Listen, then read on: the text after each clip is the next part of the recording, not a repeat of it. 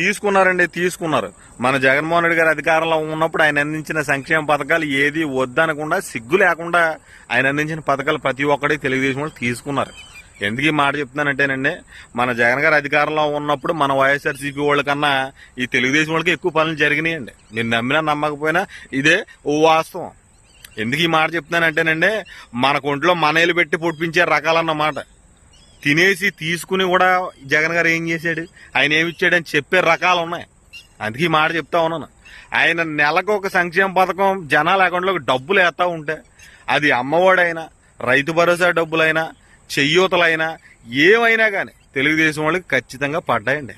జగన్మోహన్ రెడ్డి గారు ఇళ్ళు ఇస్తా ఉంటే ఆ ఇళ్ళు తెలుగుదేశం వాళ్ళకి అందని, జగన్మోహన్ రెడ్డి గారు రైతు భరోసాలు ఎత్తుంటే రైతు భరోసాలు వాళ్ళకి అందని, జగన్మోహన్ రెడ్డి గారు అమ్మ ఒడి చెయ్యూతలు ఎత్తుంటే అవి కూడా తెలుగుదేశం వాళ్ళకి పడ్డాయి. ఏది కూడా కాదనకుండా తీసుకున్నారు. పైగా ఈ ఎలక్షన్ల దగ్గరికి వచ్చేసే సమయానికి జగన్ గారు ఏం చేశారు, మా డబ్బులు మాకే ఇచ్చేస్తున్నారు కదా, మరి మీ డబ్బులు మీకే ఇచ్చేస్తున్నారని బిల్డప్పులు దబ్బునప్పుడు చంద్రబాబు నాయుడు అధికారంలోకి వచ్చి సంవత్సరం అవుతా ఉన్నప్పుడు మీ డబ్బులు మీకు ఎందుకు ఇవ్వట్లేదు, మీ డబ్బులు మీకు ఎందుకు ఇవ్వట్లేదు అంటున్నాను.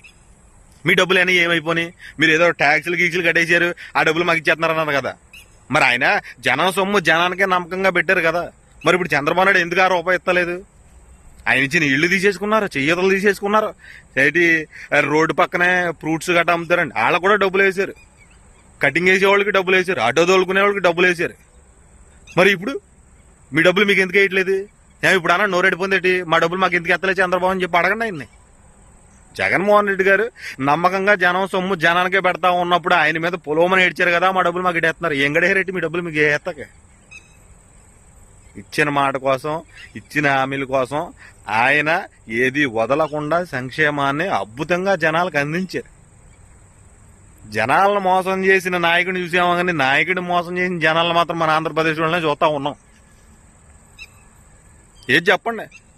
ఇగో చంద్రబాబు నాయుడు అయితే రోడ్లు వేస్తాడు, జగన్ వేస్తాడు. రోడ్లు వేయి ఎక్కడ వేసారు? సంవత్సరంలోని పండగ తిరుగుతులోకి మొత్తం రోడ్లు అన్నీ వేస్తాను. ఎక్కడైనా గొంగలు అక్కడే ఉందన్నట్టుగానే ఎక్కడ తీరులేదు, దెబ్బలేదు, ఎక్కడ రోడ్లు అక్కడే ఉన్నాయి. ఏం చేశారు ఆ సంవత్సరంలో? ఏం చేశారు? మీ సొమ్మికి పెట్టకుండా ఏం చేస్తా ఉన్నారు? సంవత్సరంలో 1,00,000 కోట్లున్నారు అప్పులు చేశారు. ఏం చేశారు? అమరావతి రాజధాని పేట 1,00,000 ఎకరాల భూములు తీసేసుకున్నారు. ఏం చేశారు? అడగరా ఇవన్నీ? ఎందుకంటే నోరు అడిపోయింది. అదే ఆయన అంటే తేరగా జగన్ గారు తేరగా దొరికారు కాబట్టి ఆయన మీద పొలమ నోరేసుకుని పడిపోయారు. ఇప్పుడేమో చంద్రబాబు నాయుడు ఏం చేసినా కానీ కమ్మగానే ఉందన్నమాట. ఆయన పథకాలు ఇవ్వకపోయినా, రాష్ట్రానికి ఏ కంపెనీ తీసుకురాకపోయినా కానీ అబ్బో చంద్రబాబు నాయుడు మామూలు ఈ కబుర్లు, మా సొమ్ము మాకు పెట్టారంట. మీ సొమ్ము మీకు ఎందుకు ఎడతలేదు ఈ సంవత్సరం పట్టించి చంద్రబాబు నాయుడు కానీ అడుగుతా ఉన్నాం. అడగండి, నోరు అడిపోయి ఏంటి మీ అందరికైనా ఉంటానండి.